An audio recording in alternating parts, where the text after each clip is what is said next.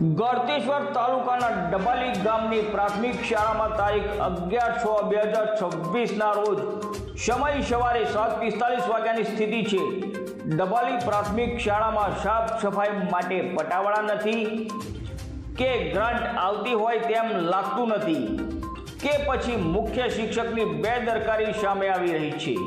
આ સમય દરમિયાન શાળામાં 2 શિક્ષિકા બહેન તેમજ 5 શિક્ષક भाई हाजर था।